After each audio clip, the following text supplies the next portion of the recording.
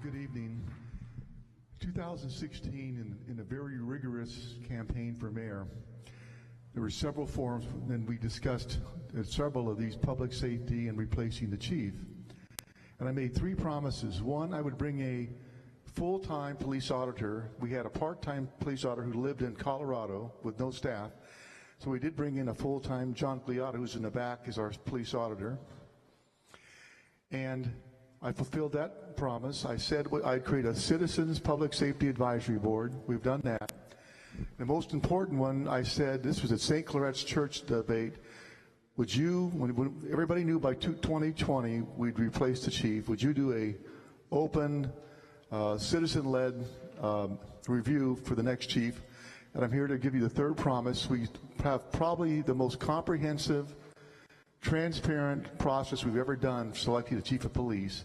And the chief of police is going to have a very important position that will affect the lives of everybody in this community. So the process is we have online surveys that will have the same 4 questions you'll have tonight that anybody can submit in English, Spanish, or Hmong. This is the 5th of 5 meetings in each policing district where citizens have a direct input. We're taking notes, we're listening to what you're saying. So between the online surveys and the 5 meetings at the district offices, we're going to compile all the data to our search firm, and then they're going to know what the citizens of Fresno want in terms of police chief. We're doing a national search. We're also taking any existing, there'll be at least 2 or 3 or more existing police officers in senior positions probably applying for this job, but it'll be a national search. My goal is to have us select a new chief by September. There'll probably be 2 or 3 interview panels, which will include some citizen participation as well as city officials. So by next September, we'll hopefully have a new chief of police. I have listened along the way and have heard the voices of what people in the city of Fresno want. So your words, your ideas, your suggestions have resonated with me. So I'm honored to be here tonight, and I'll introduce our facilitator, a man who needs no introduction, Larry Powell.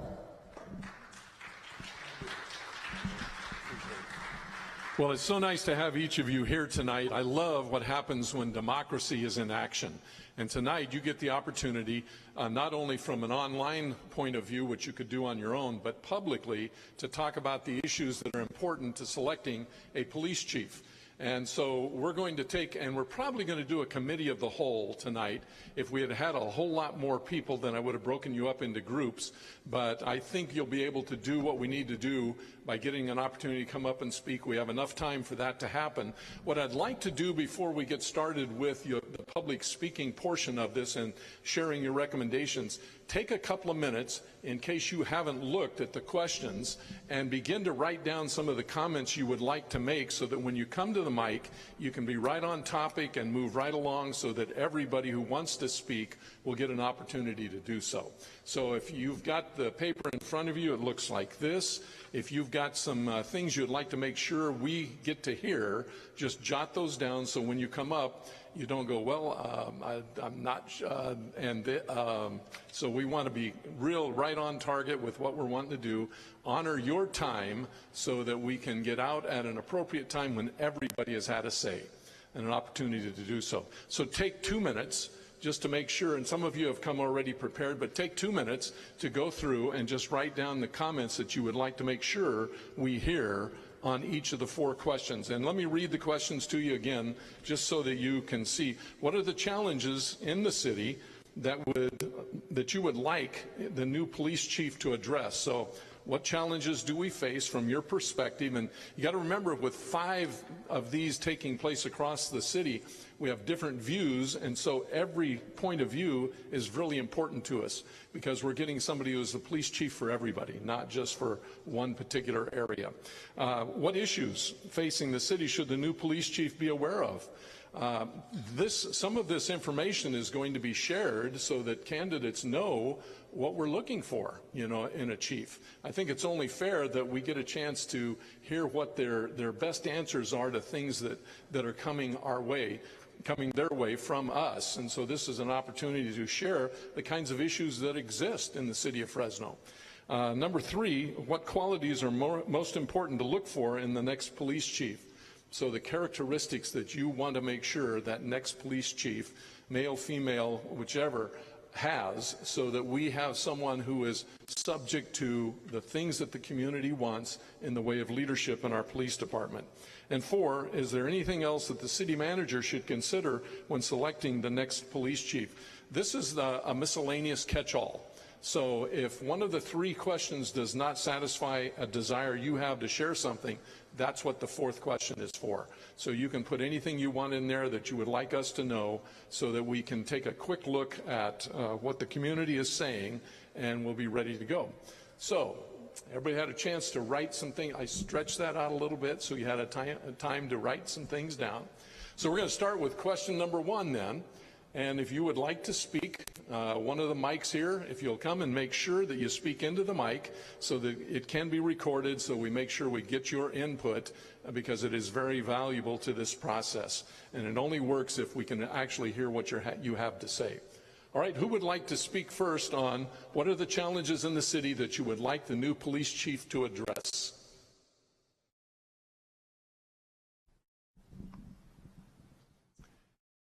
If you do not have any, that is perfectly fine. If you've already filled out the online form or want to do that instead, that's perfectly fine as well.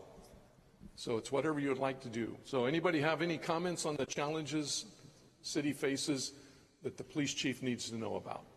Yeah, Dottie. Yeah, right here.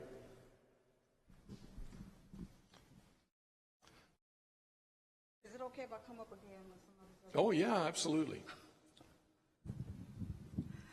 Good evening, everyone. My name is Dorothy Smith, and I am a retired educator, lifelong Fresno resident.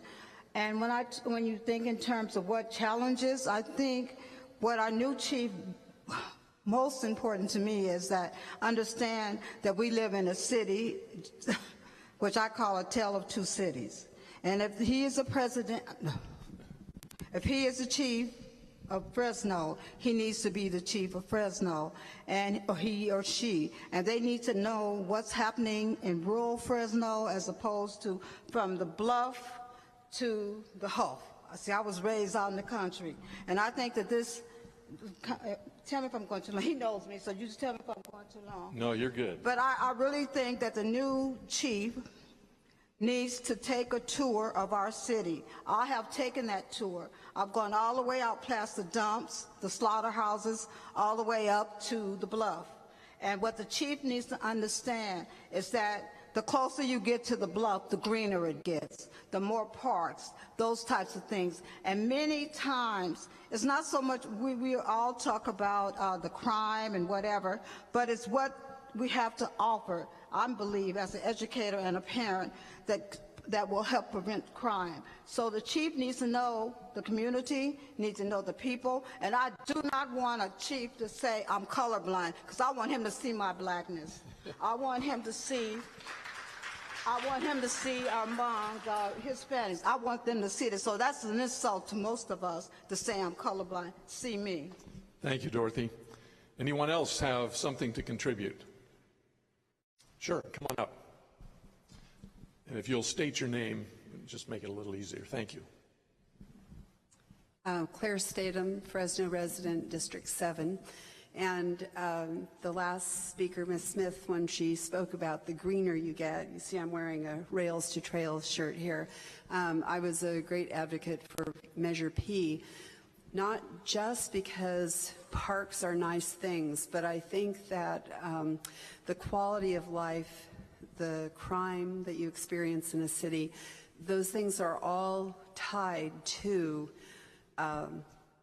the amenities and the quality of life that you have, the parks, the trails, the after-school programs, the summer programs.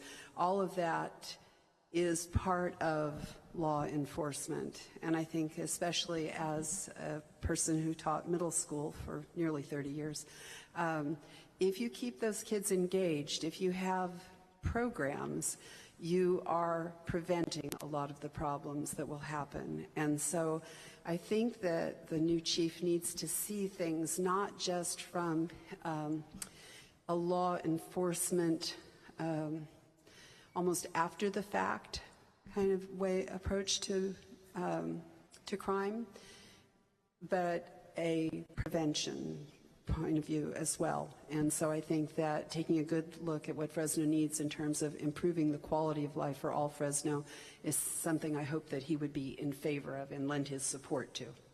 It's a great challenge. Thank you. Yes. Anyone else on question number 1? Sure, come on up. Hi.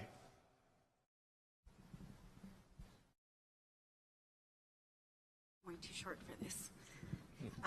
But I can project really well. My name is Sandra Celedon, and I work for Fresno Building Healthy Communities. We're a local coalition of community-based organizations.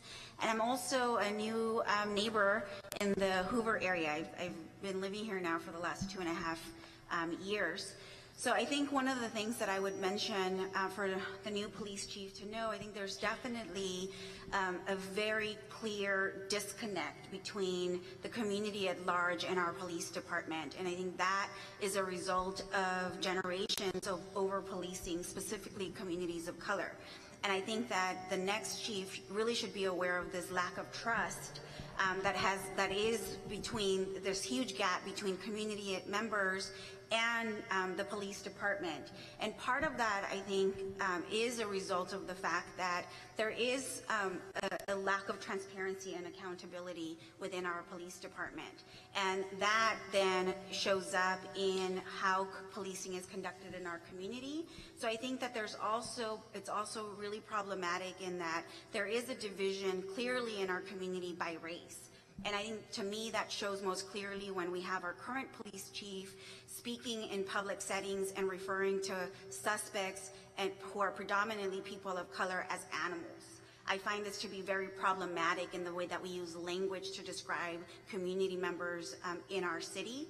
And I think there's also a feeling that our current police chief does not serve everyone in our community. So I think those are some things that our next police chief really should be aware, because there are root issues that are deeply ingrained in our community, that if we're going to move forward and build a community police department that actually serves everyone, it really needs to acknowledge the wounds that are open in our community and acknowledge them in a way that there's a clear commitment to address them moving forward. So I would highlight that.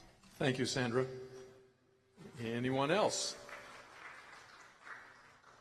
Sure, come on up.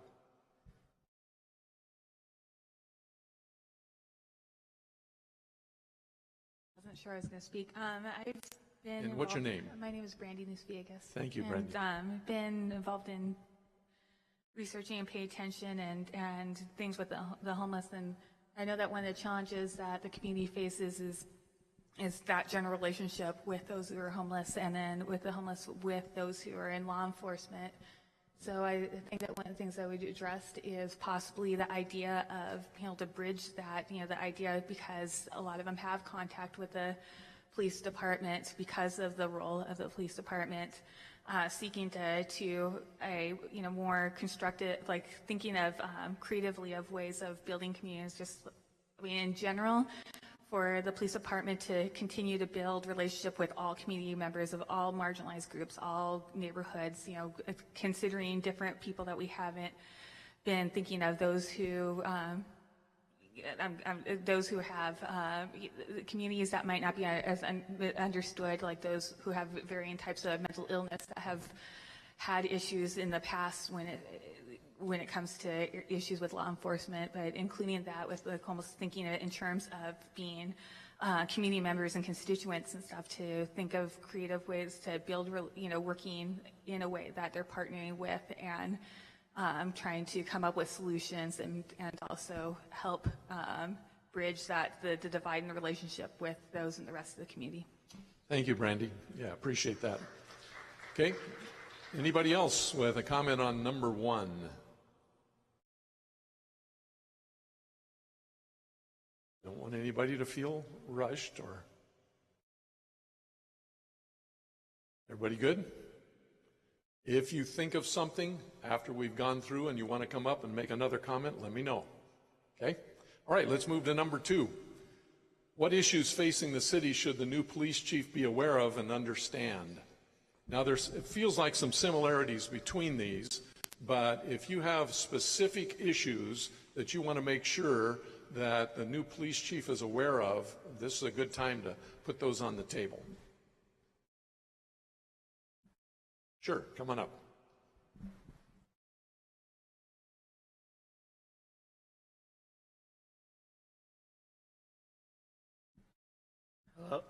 Hello, my name is Gabriel Ojardo. I'm a freshman at Edison High School. And one of the issues I believe that the new police chief has to deal with or take up when he comes in is the SROs, or the school resource officers, and mainly the powers and the things that they can do and what they can't do. Because some of the kids and some people in general, including myself and my brother, we don't really feel safe, or we don't really trust the SROs when they're really around.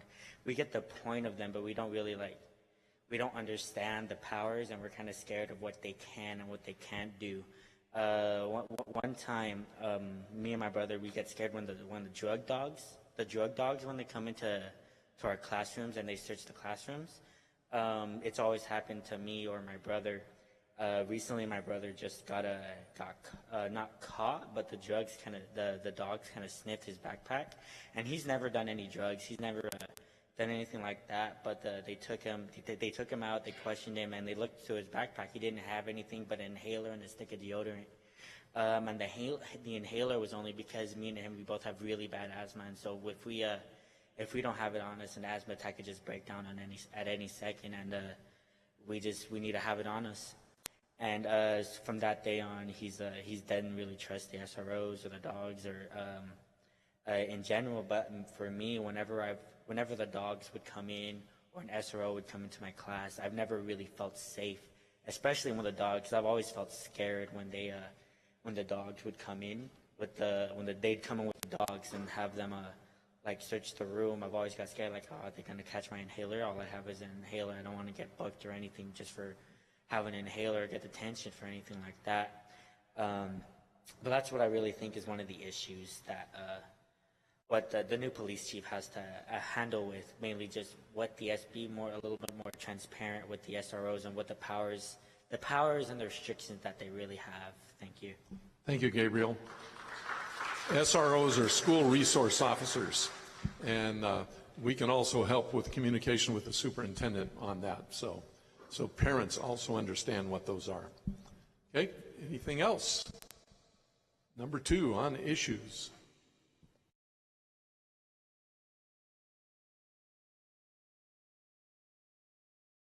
Going. All right, let's move to number 3. What qualities are most important to look for in the next police chief? So we're looking at personal characteristics. What kinds of qualities do you want in the person who becomes the police chief next go around? So good opportunity to share what your thoughts are on this. So who would like to start it off?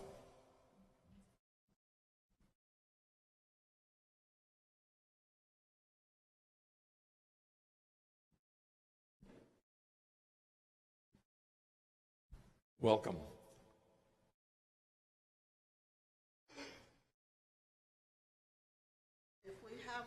Can you give us your name?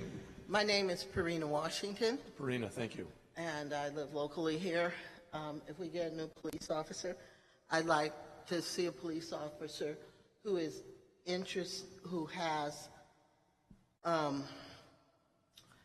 don't want to say interest, but is able to communicate with different groups of people, so that they don't just say, oh, we'll just talk to this group of people, and, well, these other ones will just ignore because we don't understand what they need, what they want, what the issues in their lives are. There's a big issue of mental health in the Black community, and I feel like it's not addressed, and and I know that we don't have a lot of resources, but we need a police chief who will be willing to address these issues and put more emphasis on that. You know, because right now it's just, oh, well, just take them to jail or shoot them, you know, and that's not the way everyone's treated. You know, there are just certain groups of people in this community who are treated like that. And I think that the police chief needs to be a kind of person who is open to some other ideas. I'm also think, you know, he should be a person who's interested in restorative justice, which is the idea that when people do something, that what they've done, it actually makes the community better. You know, because just to lock somebody up, and maybe what would really make the person who was wrong feel better might be something different other than, you know, well, we'll put them in jail for 25 years, and 25 years they'll get out and do the same thing. I think that the police chief needs to be a person who is fair. You know, there's certain people who have been in this community for so long that everybody says, oh, well, that's just the way they are. And I think that's wrong. It's unfair to say, oh, well, this person, they've been here this long, and they've always done it like that, and so we can't change, and it's got to stay like that. You know, I would like to see someone who is intelligent enough to put some real ideas on the table to make our communities better, and not just somebody who, well, because they're well liked among the city bosses, that's all that matters. And I would like to think that the person would be well educated, but also I think they need to address the issues in the city, because there are issues. You know, we have issues with gangs, and people get killed, you know, and people get caught in crossfires. People get, you know, run over by drunk drivers, you know, and stuff like that. And yeah, I'm not saying those issues don't need to be addressed. I think they need to be addressed, but we need to have someone who's looking at a wider picture. Rena, thank you. Appreciate that. By the way, Fresno Pacific University has the #1 restorative justice program in the nation. We have it right here in town. So, Fresno Pacific University, yeah. So, fantastic. Anybody else? Number 3, question number 3. Thank you for your comments. This is good to get an opportunity to share, you know, what your desires are, and this will all be put together so that we can make the kinds of choices that the community really wants. Okay, anything else? Yeah, come on back up.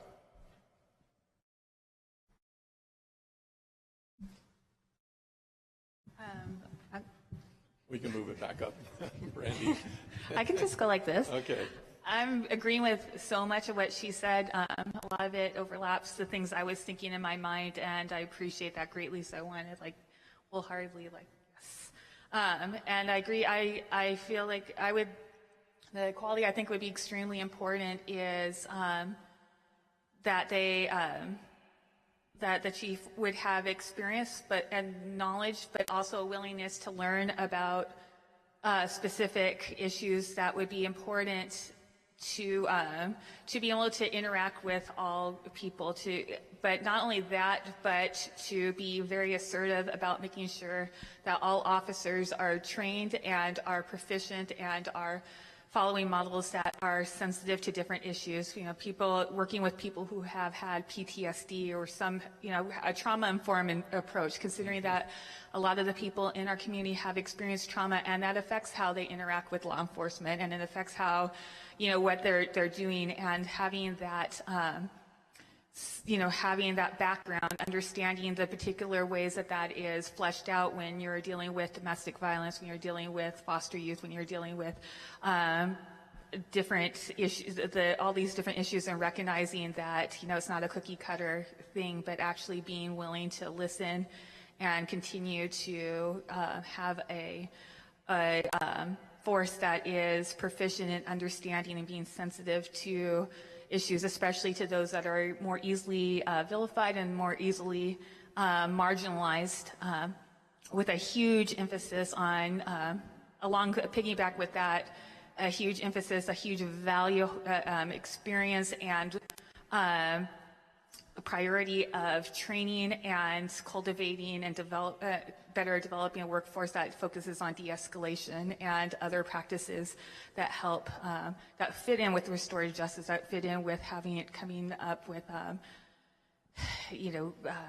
dealing with these in the most effective manner, and dealing with different groups, like these different things. And also, along with that, I think another quality would be having a record of exemplary, excellent conduct, but also a value for being very strong as far as making sure that the people that he's leading have a good have excellent conduct, and being willing to do what is needed whenever that does not happen, whenever there is claims of things that are not, there is poor conduct, being willing to investigate, being willing to discipline the people under his command appropriately, so that we can have so that everyone in the force is held accountable and is seeking to have excellent conduct and excellent interaction and care for the community that they're serving. Thank you, Brandy. Yes. And by the way, trauma-informed instruction is now being pushed into the schools, which is really good. And we're starting to see some positive effects from that, which means that the police chief's job will be easier when kids learn that and the adults who work with them do that. So it's a good combination. Thank you for sharing. Number 3, anything else? Yeah, come on up.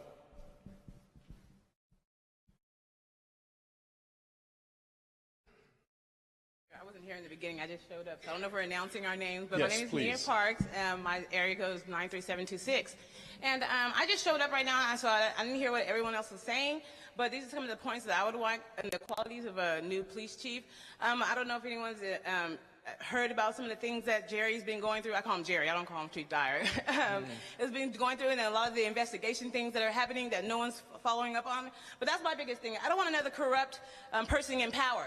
I don't want another person making rules of putting $40 taxes on people who are getting their cars towed, and then towing 3 times as many cars as he was when they first started towing cars when they first came in 2004.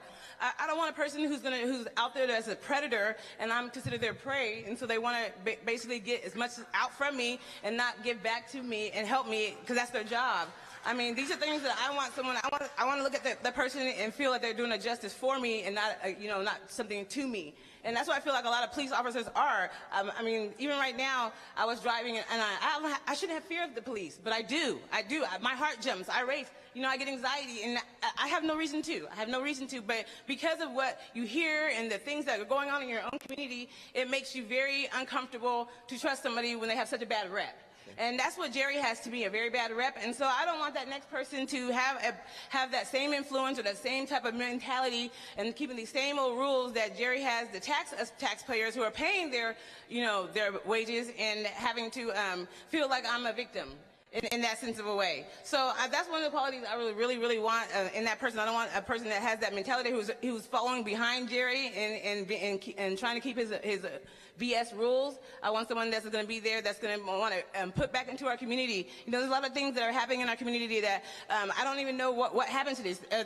The police officers get 80% of our money that comes into Fresno, and I'm thinking the rest of it goes to our parks, our schools, our roads, our teachers. I mean, that's ridiculous, and they don't even show 80% of or Fresno's not even showing 80% of a good city to live in. Actually, we're one of the worst cities to live in. So why would we give you 80% of our money and you don't give me 80% of your, 80% back is showing that my city is an 80% good city to live in. And so those are one of the big major things I would like that person to consider also. Maybe changing the rules up a little bit, getting some things moving in that ball, and wanting to make a change in Fresno instead of trying to keep the same old rules and the same old mentality that that Jerry's been doing. So, Okay. Thank you. Thank you. Appreciate it. Appreciate your input. Sure, come on back up and then. Okay. And that's very important. There needs to be an easier way to complain about the police. You know, my car, I ran over a curb and I broke my rim. The police officer screamed, yelled, hollered at me, to the point that when I tried to call my tow company, the lady called me back and said, "Are you all right? Why is he doing that? Who is that talking to you?" It was a police officer. And, and I have a lot of things that I do. I have 3 kids that I take care of, and I don't have time to be trying to find out in some directory who in the heck is the right person to complain to.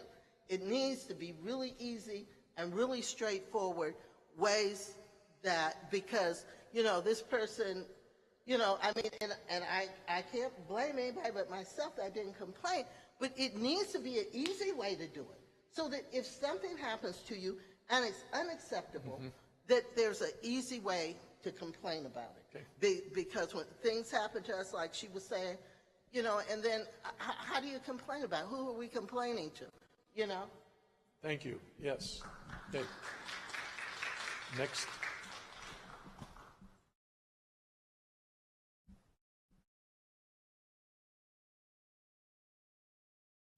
I want to follow up on the comments that were made earlier about corruption. My name's Jerry Bill, resident of Fresno for 49 years now, watching the police all that time. And unfortunately, I've known for much of that time that the police in Fresno are kind of known as a corrupt force. They have that reputation. And I've seen many instances of it. The Keith Foster incident being a sort of a recent example of that, but this goes back many, many years. So I'm reluctant to say this, but I think it needs to be said, and that is, I think the next police chief is going to have to come from the outside. I think,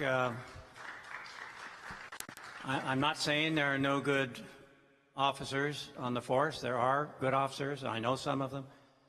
But unfortunately, they will have loyalties which create a sort of conflict of interest when it comes to sort of cleaning up the department. And I think only an outsider would be able to do that. So there's a saying, a new broom sweeps clean, but in this case, it has to be a new broom from the outside.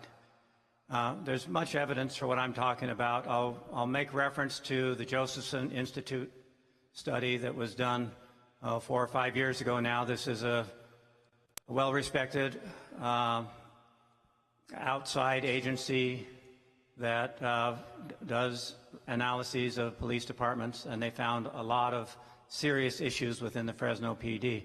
This was not an in-house survey done with softball questions. This was a difficult survey, and they found a lot of officers saying things like, for instance, I think it was 34% that said they believe falsification of reports is a serious issue in the Fresno PD. Significant percentages said that there is not leadership at the top to promote ethical behavior, and so on.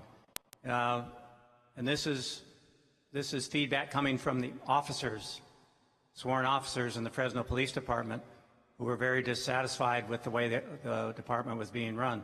So yes, there are some good officers in the department, but I think we're going to be much better off if we hire from the outside somebody who doesn't have any loyalties to the people that have been involved in sort of misdeeds in the past. So I'm afraid that's where we need to go. Thank you, Jerry. Appreciate that. Anybody else? Yes, come on up.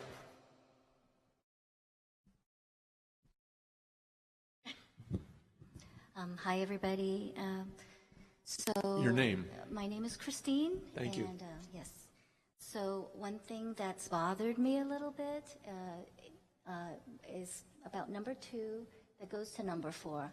I would like to have a new leader that has good Judeo-Christian values. I think that brings a wholesomeness into our city. And that's not to say that I'm discriminating against other religions. I like the Hmong people. I like other people. It's just that the Western values welcome freedom of choice, and it's very respectful. I was a little bothered when there were some shootings downtown. My husband worked downtown, and 6 people died, and it was that man that said Allah Akbar when he was killing people. He said that in the police car, he said that in the courtroom, but when the police were giving a report on the news about what happened, he said it was a racial motivated crime, when that obviously that man was very religious, was why he was doing the killings. So I wanted some more transparency, because the public needs to be warned about what some people are doing sometimes. And I would like someone who's got that quality, the honesty, and so that's I would feel safer if because there were 2 boys by Fig Garden that were shot, and then nothing was heard about it, about what happened afterwards. Was it a hate, what it was? So I'd like more honesty and transparency that way to keep us well armed. Okay, thank you, Christine. Appreciate it. Anything else? Sure, come on up.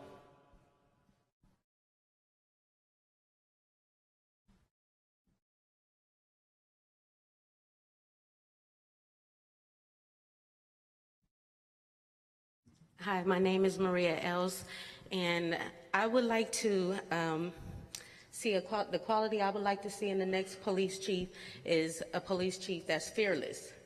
Not fearless like the Jerry Dyer sense of fearless, like gangster kind of fearless, but more fearless in they'll go in like that person from the outside coming in and clean up the department. Like find different ways to teach de-escalation, not go toward this militarization of how they police, and especially how they police certain communities. And a police chief that can understand that poverty should not be a crime, but poverty also breeds, but poverty does breed criminal activity because of some of the means that people take to survive. So them being sensitive to that and not go into the communities to basically oppress and suppress the communities, but actually respond to crime that's in progress. And 50% of the city's budget goes to the police department, and what I've learned is to whom much is given, much is required. If the police don't want to step up and do that 50% of that job, then we also need a police chief that'll say, hey, you know what?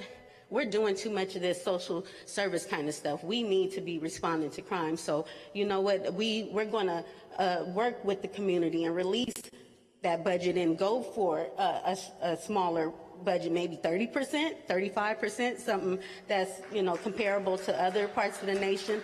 Our police control more of the city's money than most police departments across the United States.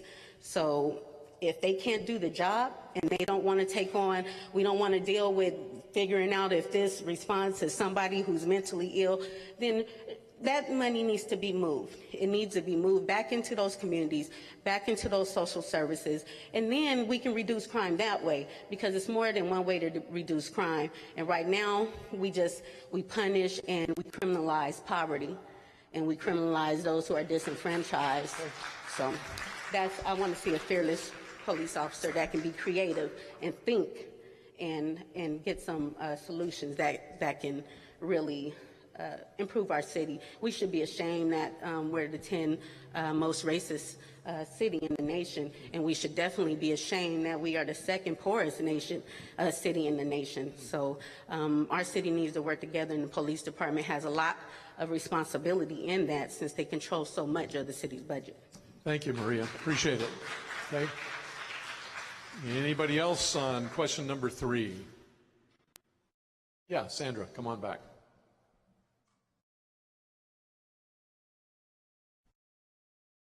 So I echo all of the comments that have been made so far. I have started to jot down thoughts. So I agree in the fact that the next police chief needs to be trustworthy, and that again is built through direct partnership with communities that are served. That also includes not making sure that there isn't white lies. And what I mean by that, I think somebody mentioned earlier about Measure P opposition, and to me that was really just about asking for half of the resources and not actually thinking about how do we create community safety in a way that actually reflects community policing, which is about investing resources in social services, in parks, and other ways that help prevent crime, in youth programming, in victim services, and all of these things that there's been tons of research over the last 30 years that I think we need to be implementing. I think the next police chief also should be come from a perspective of being a guardian of our community, not an enforcer of the law or a warrior, but really more about protecting the safety of everyone in our community. I elevate again the issue of transparency, right? There is no trust that can be built or maintained if there isn't transparency in how we conduct policing in our community. And that really goes to also holding people accountable. Both the chief itself should hold themselves accountable, and the police officers that they employ. And I think, examples have been brought up around, bad apples within the department. And like, absolutely, our next police chief should know if his best friend is smuggling drugs, and they should know if the vehicle theft unit is running a chop shop, and all of the things that we know have happened in our history. And that there's also a commitment to not just abiding by the legal standard when force is used, but by the moral standard, right? That even though it doesn't arise to the level of being legally using the overuse of force, that there is a moral standard in how we handle other human beings and how we respond to other human beings that are obviously in need or having some type of issue, which is when they come in contact with police. That welcomes robust, and I'm going to say this again, robust community oversight, not a checkmark group of people who just want to be there for the photo op, but that are going to be thoughtful about how are we actually policing in our community, and are we getting to where we want to be. That is representative of the community, and I mean that in both gender, age, race, ethnicity, beliefs, and everything that makes Fresno a really great place to live when we look beyond the surface, and that they take actionable steps to make sure that the department itself reflects the community. That a person is innovative and intuitive. Again, if we want to step into 21st century policing, then we need somebody who can think broader than just doing the standard operations. That is also committed to authentic community policing in both philosophy and practice. And I'll share an example of this, is that the resources, the way that they're allocated in our police department, should reflect that, right? So that we shouldn't rely on grants to be able to carry out community policing programs. And that community policing is not just having a barbecue or an event after somebody gets shot in a neighborhood, right? That we're actually responding with trauma-informed services. And that, again, it remains politically neutral. I think that, again, if we're serious about the next chief serving everyone, then politics needs to stay out of that equation. Thank you, Sandra. Anyone else on number 3? Sure, come on up.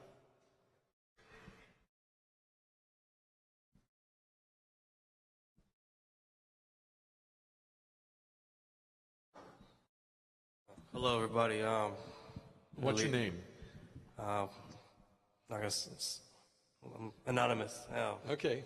So a comment was made earlier about religion, and I don't know. I feel like what qualities are most important to look for in the next chief? Well, I think that we should, shouldn't prioritize serving one religion over another, or like the KKK was saying that was a good Christian nation, and the white Nazis, this is a perfect example of Judeo-Christian, and they were lynching the natives of this land, indigenous people, over 500 years of colonialism, and enslaved people from Africa. They said they were doing it in the name of Christ. So you tell me how that's reflective of Judeo-Christian values. And then also, mental health services, de-escalation tactics was also mentioned. I feel like, okay, that's already been covered. What I wanted to say was the saturation of patrols. Why is it that south of Shaw, there's a high saturation of patrols? The further south you go towards Kings Canyon, you go up towards Herndon, you don't see saturated patrols. So, I mean, it's only natural that certain groups of people, like low income or people of color, minority, or working class white folk that live in Kings Canyon, around those areas, amongst everybody else, are going to feel like they're not treated the same as somebody like a shepherd in Champlain and Perrin or something. So I think there needs to be a equal distribution, that, you know, don't blame the people for feeling profiled. And there needs to be an understanding of social justice and more resources towards after-school programs and therapeutic service and parks and so forth. Thank you very much. Appreciate it. Okay. Number 3, anybody else? Another comment? Sure. And enough Islamophobia. I'm tired of it. Well, a lot of people are tired of it. Enough homophobia, xenophobia, anti-immigrant rhetoric. Stop working with ICE. Okay. Because the language barriers make people not want to trust enforcement. That creates problems when trying to solve crime. Okay. Anybody else on number 3? Sure, come on up.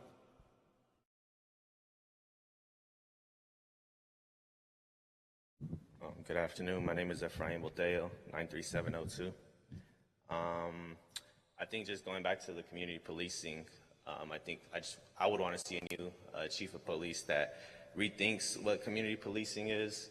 From my own experience, starting off like as 16, 17-year-olds, with the help of organizations like Barrios Unidos and Boys and Men of Color and Building Healthy Communities, I started advocating for better parks because I seen it as a way of public safety, a new way of thinking of public safety. And it was really discouraging last year when I saw the chief of police going against this new idea of what community policing, what public safety looks like. So definitely someone that has new ideas other than just like we're talking about earlier, saturation of policing. I'm born and raised in Southeast Fresno, and I've seen the saturation of policing there. And I see it in Southwest Fresno as well, and it hasn't really helped at all. I feel it's funny because I have a friend who travels up and down California who stopped by Fresno about 3 weeks ago, and the first thing he noticed is how much police officers were in my neighborhood. And he's like, damn, this is like the most police officers I've seen in any other city in California.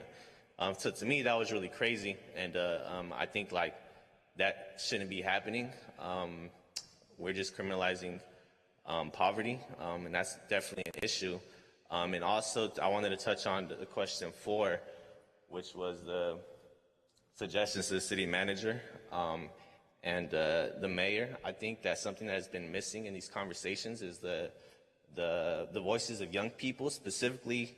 If you look at the population that is most affected by some of these policies that the chief of police makes, let's be explicit, it's young men of color who are being affected by mass incarceration and all these issues. So I think we need to start looking into bringing in more young men of color.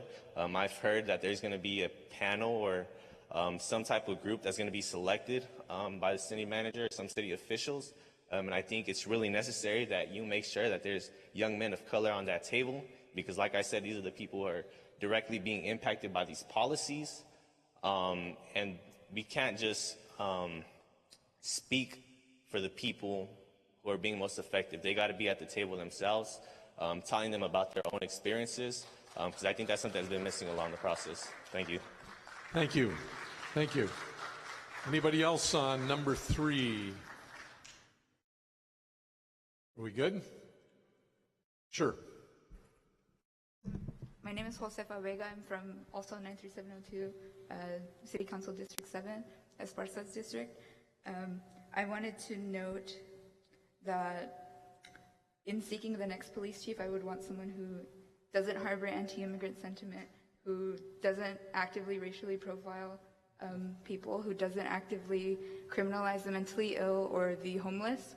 And like many have mentioned before, the criminalization of poverty, the marginalization of people of color, the marginalization of folks south of Shaw. I want that to be addressed. And in reference to the loyalists, I do see certain aspects of benefit in having someone from the outside come in, but it's also, it depends on where they're coming from, one. Two, they need to be briefed on the issues that we're facing daily here, especially like many have mentioned the division in the Tale of Two Cities that people refer to. That's really divisive, and also just the general consideration of racial and ethnic kind of interactions here, and being aware of our diversity here, and also to address the Judeo-Christian argument as well. I feel like that's really oppressive. Like someone mentioned before, you know, like Judeo-Christian values are slavery, they're war, they're not what you're stating as like being so wholesome. You know, that's human decency, and that's something that our current chief lacks. So. Okay, thank you.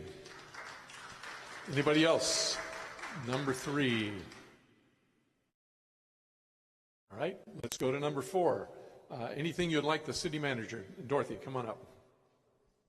Yeah, number 4. Dottie Smith again. When I was up here before, I said that I'm a retired educator. And I did not say this, though. I grew up in Southwest Fresno, and I've heard a lot of people talking about poverty, criminalizing poverty. Well, I know what poverty is. I didn't have running water or bathroom in my house until I was in 11th grade at Washington High School. I know what it is to work in the fields. I know what it is to be a person of color. But I don't understand why, when you talk about some of the things that cause people to do wrong, has to do with poverty. And when I say I know what it was to be poor, and I did not know how poor I was until I enrolled at Fresno State and realized my family was below the poverty level. So I don't want us to keep saying that poverty causes people to do wrong, because it doesn't. And another thing that I need us to understand is that having been a little poor black girl growing up in Southwest Fresno, is that I realize there's always somebody who will help you if you seek the help and if you understand. That's where the schools come in. But I haven't heard anybody say anything about parents and their responsibility. I think when we choose this new police chief, we need to think about being partners, not just what the chief is supposed to do. And having been as a retired educator, I am also fed up with the fact that you send everything to the schools. It's a community conjoint thing when we talk about making our community safer. So what do we do when we talk about the city manager, et cetera, et cetera? All of these people should be responsible to us, the taxpayers, we the people. And I please, I mean, some of you may get upset with me when I say that poverty does not make you a criminal. You make choices. And parents, community, we need to have the resources, though, to make sure that there are things available for young people. We need to make sure that there's help in our schools. But we cannot, when we talk about criminalization, we talk about young boys and girls of color, because this happens too, being picked on.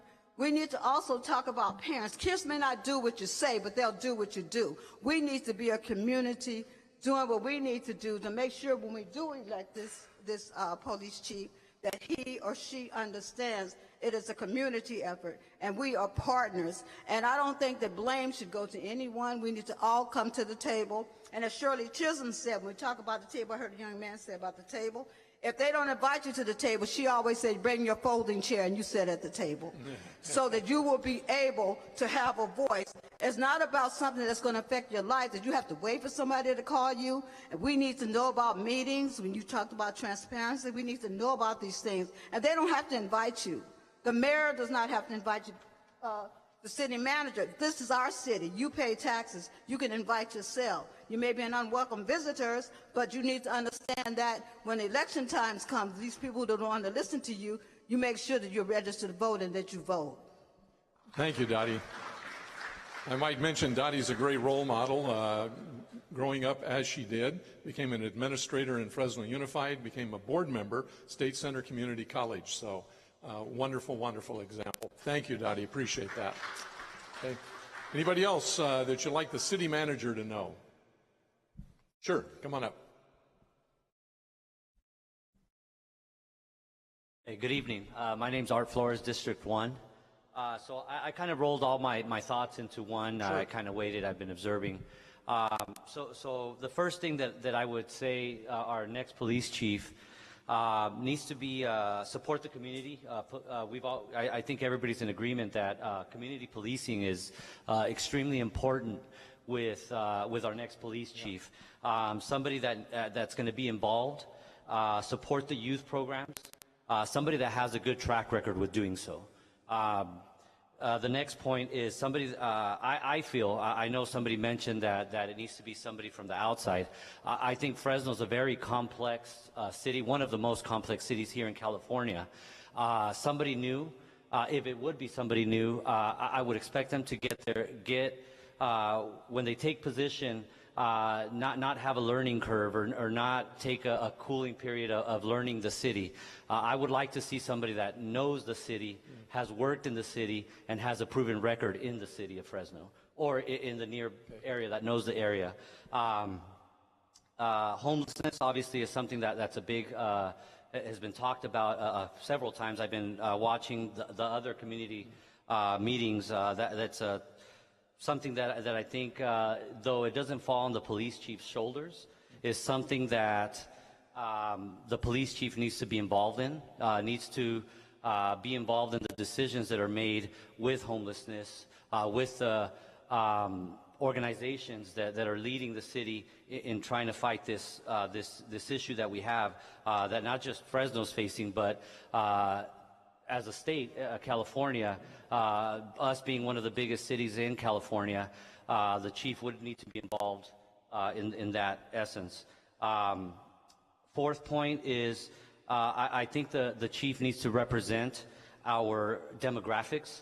The demographics of Fresno, obviously we're a very complex city, but African American, Hispanic, Hmong, I think the chief needs to represent what the city is in order to be able to understand and to relate. I'm not saying that somebody that doesn't, maybe a white person can't relate, but I think that for the residents of Fresno, the majority of residents of Fresno to relate to the chief, I think that would be something that would be important in making the decision. The last one is I do think that we have people here in Fresno that would fit that bill, that have a proven track record, that are respected in the community, that are respected by our youth, and I think that's something that needs to be considered as well. Thank you very much for your input. Appreciate it. Anybody else on number 4? Welcome. Hi, I'm Nadia. What I would like to see in the next police chief is someone who maybe make more programs for foster kids, because I mean, I'm a foster kid and I've been in foster care for about 2 or 3 years, and I've seen a lot of things for like homeless youth. Not saying that's wrong or anything, but I don't really see a lot of things for like foster youth or anything, because I was in a different home and it wasn't a very good situation, and I didn't really have like a safe place where I could just go and not be nervous. So I would like to see a safe place for foster kids. Thank you very much, Nadia. Anyone else? Sure, come on back. It's okay, Brandy, you can be up here 20 times. Well, they're different, yes, different absolutely. points. No problem. And I actually just thought about this, so I did the online survey, but just considered listening to these things. By the way, I'm District 7, since I didn't mention that the first time. As far as something that doesn't fit into these 3 that I think the city manager should consider is, we've voiced a lot of different things that we want the police chief to be sensitive to and be knowledgeable and direct his force in.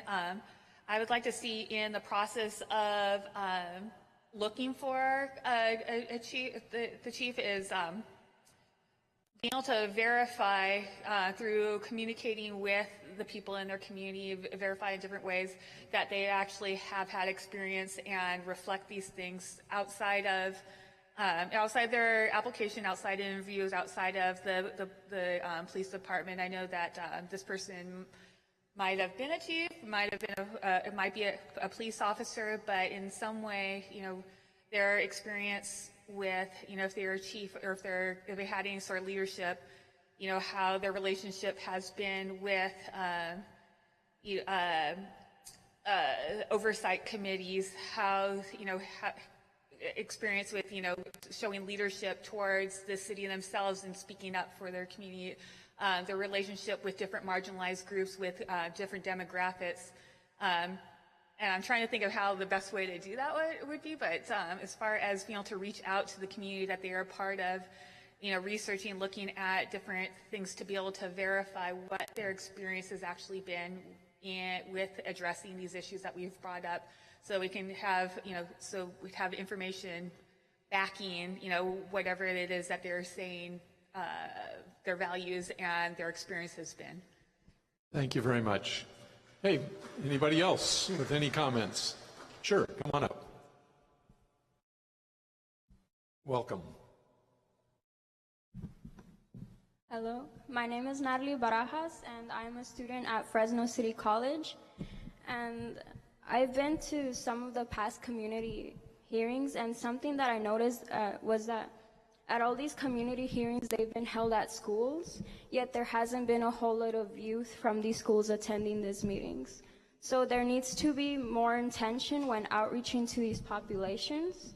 So for example, how many students here actually go to Hoover? Already right there, it's extremely concerning, especially when there's like, what, about more than 1,000 students that go to Hoover? About 2,200. 2,200. So this is something concerning, especially since youth are dealing with SROs every day, or school research officers, and like what Gabriel mentioned earlier, that he wasn't feeling safe at school. And he's not the only one feeling this way in general. Like at the time when I went to high school, some of the teachers had been using the SROs as a form of power and as a way to threaten the students just for being on their phone. So more student input definitely needs to be considered when selecting the next police chief, whether it is making the community hearings more intentional towards youth, or going to these schools and giving out surveys, or another way for youth to be more active in all of these. Not just only during the search for the police chief, but also afterwards. So thank you. Thank you, Nadia. Okay, sure, come on back up.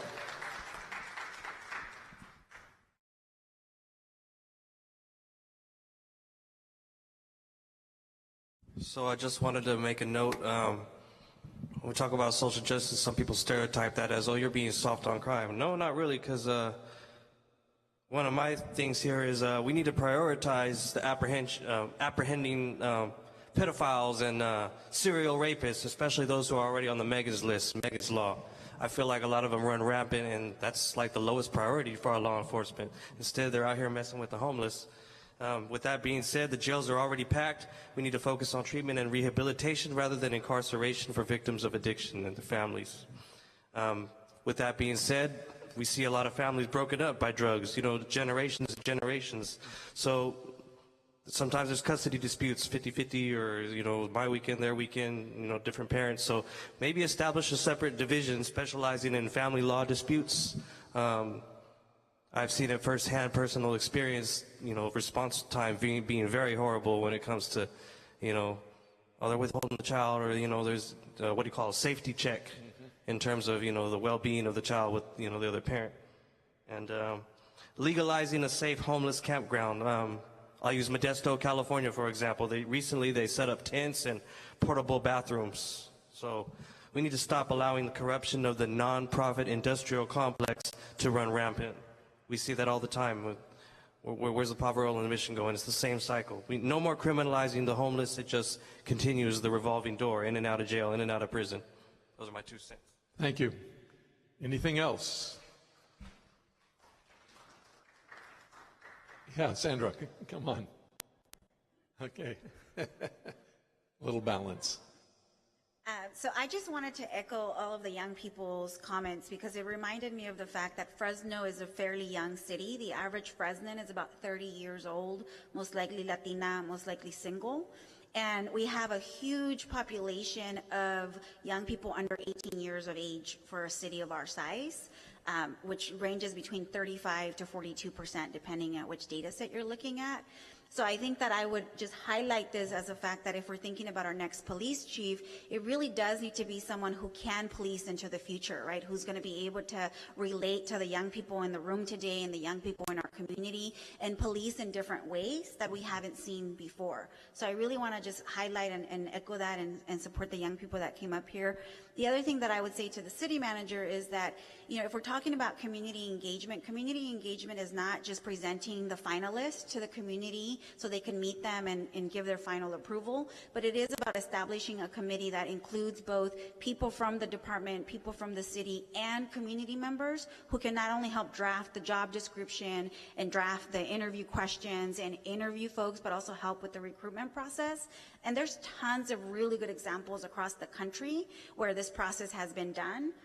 So I'd really encourage for folks to look into that. And then finally, I just want to echo what others have said in that I personally do not believe that the next police chief should come from the department, that there is already a lot of distrust within the department, that if we're serious about doing something different and bold and responsive, it needs to be someone from outside of the department, and that we can find that person through this robust national search where they can have the experience and all of the things that folks have been echoing, and that we have to stop believing this lie that we tell ourselves that somehow Fresno's different. When you actually compare us with cities across the state and across the country, our problems are pretty similar, our demographics are pretty similar, so I think that we can definitely look at best practices from other places and apply them here locally. Thank you, Sandra. Anything else someone would like to contribute? If not, I want to thank you very much for your participation. I also want to encourage you, if something pops up that you want to make sure gets known to the city, go to the website, fresno.gov, and fill out the survey. You can still do that even though you participate in this particular meeting. Fill it out. They'll take all of the input, put it together.